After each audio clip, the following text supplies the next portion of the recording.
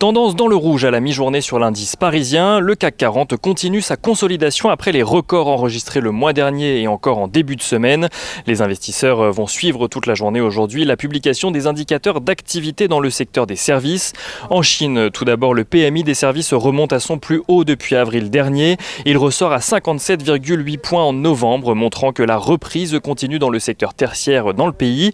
En zone euro, en revanche, les services continuent leur contraction pour le troisième mois d'affilée avec un PMI des services qui ressort à 41,7 points. En France, ce même indice PMI recule également au mois de novembre, conséquence des mesures de restriction, notamment avec l'arrêt de nombreuses activités considérées comme non essentielles. Il tombe à 40,6 points, soit son plus bas en 6 mois. Maigre consolation, il ressort finalement légèrement au-dessus des attentes du consensus qu'il anticipait à 39,9 points. L'indice ISM des États-Unis sera publié de son côté cet après-midi. En attendant, les investisseurs ont pu prendre connaissance du livre beige de la Fed qui servira de base à la prochaine réunion de politique monétaire de la Réserve fédérale. Un livre beige qui fait état d'une croissance modeste ou modérée dans la plupart des États américains, avec même 4 États où la croissance est très faible voire nulle. Un argument de plus pour le vote rapide d'un plan de relance sur le sol américain.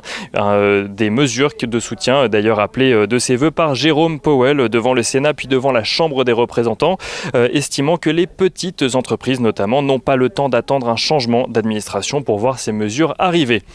Sur ce sujet, plusieurs dirigeants démocrates dont Nancy Pelosi ont d'ailleurs appelé à la reprise immédiate des négociations sur le sujet. Pour rappel, un plan de relance de 908 milliards de dollars a été proposé par un groupe de parlementaires composé de démocrates et de républicains.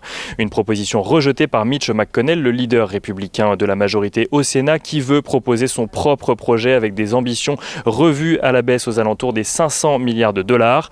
Les démocrates souhaitent de leur côté que les négociations aient lieu à partir du projet existant, déjà bien en deçà de leurs vœux initiaux. À noter également que se tiendra aujourd'hui normalement une nouvelle réunion de l'OPEP+, afin de décider d'une potentielle augmentation des volumes de pétrole à partir de janvier. Des volumes sur lesquels les différents pays n'ont pas réussi à se mettre d'accord pour le moment. Et on regarde ce qui se passe du côté des valeurs à présent à la Bourse de Paris. Au sein du CAC 40, tout d'abord après Saint-Gobain, Orange compte lui aussi distribuer un dividende à ses actionnaires cette année. Il compte utiliser une partie des 2 milliards d'euros perçus suite à un litige fiscal pour verser 20 centimes d'euros par action à ses actionnaires en 2021. L'opérateur envisagerait également de lancer une OPA sur Orange Belgium.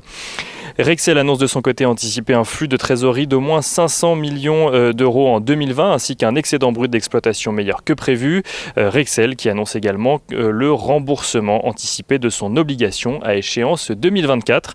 Et on finit avec Manutan qui publie un chiffre d'affaires en hausse de 0,8% à 779,7 millions d'euros très exactement. Au titre de son exercice décalé 2019-2020, le groupe a notamment renoué avec la croissance à partir de mai. Le pétrole, on en parlait tout à l'heure, s'apprécie à la mi-journée aux alentours des 48 dollars. L'once d'or se négocie, elle, aux alentours des 1800 dollars, tandis que l'euro-dollar passe la barre des 1,21 dollars pour 1 euro, un niveau que la BCE devra prendre en compte lors de sa prochaine réunion de politique monétaire la semaine prochaine.